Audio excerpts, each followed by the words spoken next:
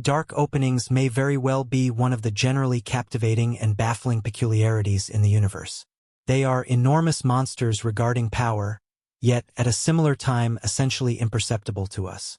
A dark opening weighing maybe 2 to 4 multiple times the mass of the Sun is a great representation. As a result of the exploration that was placed into them over the last years, we've gone from knowing literally nothing about them to getting to find out increasingly more. What's more, individual while things have simply gotten more insane. Kaku recently declared that we at last got to check what's inside a dark opening. This new data carries light to the subtleties the universe of science could have missed from the start. Join us as we dig further into dark openings and disclose what's inside. Space is huge and terrible. Before we dive into the subtleties of what Kaku found, we need to discuss the firsts. Despite the fact that the vast majority of us have some thought of what dark openings are, there are still a few holes in the right data. You see, in 1916, Albert Einstein distributed his hypothesis of general relativity, which anticipated the presence of dark openings. Around then, the idea of dark openings was simply hypothetical.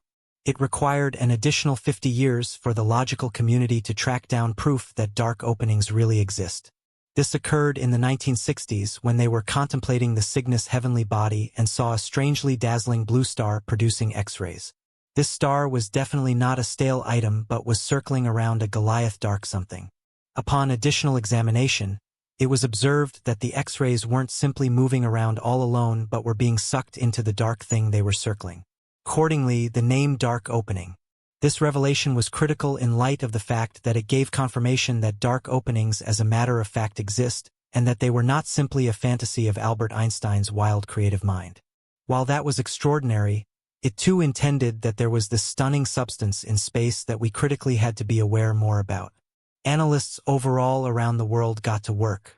This dark opening was named Cygnus X1, and it is situated in the star grouping Cygnus, around 6,000 light-years from Earth. It was no small revelation. It's multiple times more brilliant than the Sun and unimaginably thick, which makes it have areas of strength for a pull. The gravitational draw is so strong that not even light can get away from it.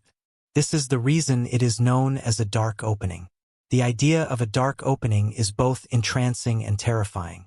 It is an area of space where gravity is so solid that nothing, not even light, would be able to circumvent. Whatever gets excessively near a dark opening won't be maneuvered into it ever to be seen again. However, that part of peril makes it significantly more important to learn all that there is to be aware of them. Was this it? Or were we just starting?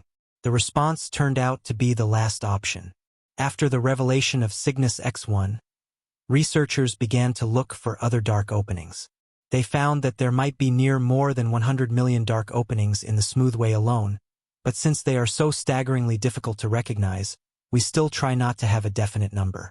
All things considered, from the vibes of it, there are a few million dark openings in the smoothway and our very cosmic system, which is what makes them significantly more essential to study. So how about we separate it? The principal concern with dark openings is continuously going to be gravity. Their gravitational draw is so serious that anything that enters it packs down cosmically until it turns into a peculiarity.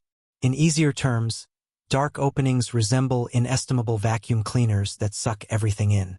One of the most terrifying parts about the exploration that has gone into dark openings is the reality that if somebody somehow managed to fall into one, they would cut to the chase that they become a solitary line. This cycle would happen gradually, and the individual would pass on before the last structure as a matter of fact sets in.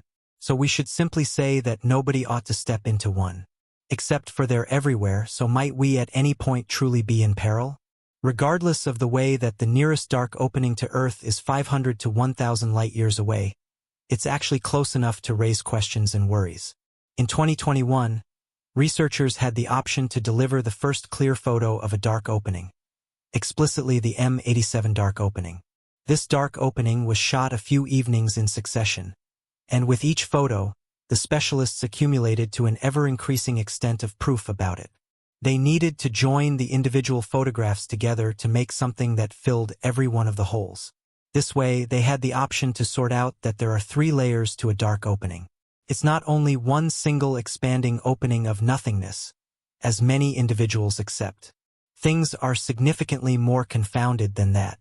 To try and get to the nothingness part of a dark opening, you need to make it through the initial 2 layers.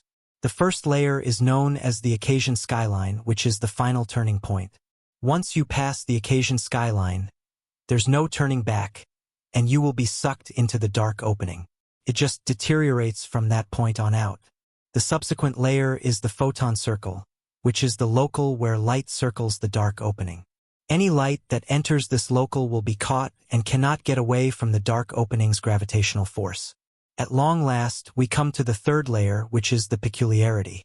This is where all that enters the dark opening gets packed down cosmically until it turns into a peculiarity.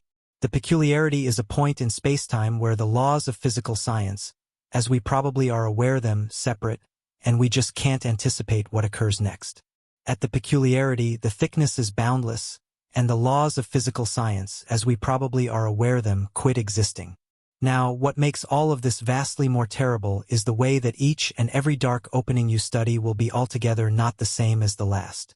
Sure, they in all actuality do tend to follow the same 3-layer idea, but the manner in which they function could be boundlessly unique. Now, if this were anything more, all we want to do is bounce back on those telescopes and just concentrate on the main pressing issue exhaustively. Yet with dark openings, you can't actually do that. Researchers can concentrate on dark openings in a roundabout way by noticing the radiation they produce and the gas and residue that encompasses them. Sending a test like the Explorer inside a dark opening isn't conceivable because anything that enters the occasion skyline is pulled towards the peculiarity, where it is compacted to an boundlessly little point. So you can't precisely squander billions of dollars just to get an impression each time, because the second the test draws near enough, it'll simply squash into nothingness. Due to that incredibly obvious issue, researchers are left with no choice except for to study these objects in a 2-layered manner, even though they are 3-layered peculiarities. To make matters much more challenging, there are additionally the 2 issues of each and every dark opening being exceptional and the laws of material science, as we realize them, separating when we attempt to investigate within. This implies that the conventional techniques for logical requests don't actually apply to the review of dark openings. That doesn't really intend that the analysts haven't been occupied. There are loads of various hypotheses and clarifications of dark openings, and with every one, things get to an ever-increasing extent fascinating. One of the most convincing hypotheses about the arrangement of dark openings is that they are made from falling stars. When a star debilitates all its fuel, it can never again create enough energy to balance the power of gravity that is continually pulling internal. Thus, the star begins to break down in on itself, decreasing and becoming denser. If the star is adequately monstrous, this interaction can go on until it turns into a peculiarity. To comprehend the nature of dark openings top to bottom, NASA researchers directed their concentration toward the center of the universe, M87. Cosmologists noticed a really strong whirlpool of very hot hydrogen gas that was turning at a surprising pace of 1.2 million miles per hour. The sheer power of the turning plate of gas caused it to fly apart in all brutally directions. But it didn't. Researchers derived that there must be a monster mass aggregated at the focal point of the system to keep this from occurring. This monstrous item weighed as much as 2 to 3 billion suns and must be a dark opening. But that is not by any means the only hypothesis regarding dark openings. In 1963, the New Zealand mathematician Royer utilized Einstein's conditions of gravity to give the best depiction of a turning dark opening. They showed that a turning dark opening wouldn't implode into a point, as recently suspected, but into a ring of fire or a slender circle. The circle would turn so quickly that diffusive powers would keep it from imploding. This turning circle of issue is known as the aerosphere, and it is the area encompassing the dark opening where the laws of material science begin to separate. In any case, the most charming element of K's arrangement was that it anticipated the presence of an Einstein-Rosen extension, otherwise called a wormhole. This hypothetical entry through spacetime could interface 2 separate areas of the universe or even 2 equal universes. The thought is that assuming one were to fall into a dark opening, rather than being squashed to blankness, one would be sucked down a passage through the ring of chute and shot out a white opening in an equal universe. To grasp how this works, we want to take a gander at the concept of spacetime in Einstein's theory. Space-time is the texture of the universe where objects with mass twist this texture, creating a gravitational field that makes different objects push toward them. Now, envision a piece of paper representing space-time. If you place 2 points on the paper and define a boundary between them, this is a depiction of how objects travel through space-time. But imagine if you could fold the paper and create a shortcut between the 2 points. This is the fundamental idea behind a wormhole, a shortcut through space-time that connects 2 far-off points almost instantaneously. Wormholes aren't just a science fiction concept. They are, in fact, a prediction of general relativity. However, nobody has ever observed one directly. The reason is that wormholes are intrinsically unstable and would implode nearly instantly. Still, the existence of an Einstein-Rosen extension would mean that dark openings are not just enormous vacuum cleaners, but could also be gateways to different regions of spacetime. So, could we utilize a wormhole to traverse space and time? Sadly, the answer is likely no, at least not yet. Even if we could stabilize a wormhole, it's improbable that we could use it to travel faster than light. Einstein's theory of special relativity predicts that the speed of light is an absolute limit on how fast anything can move through spacetime.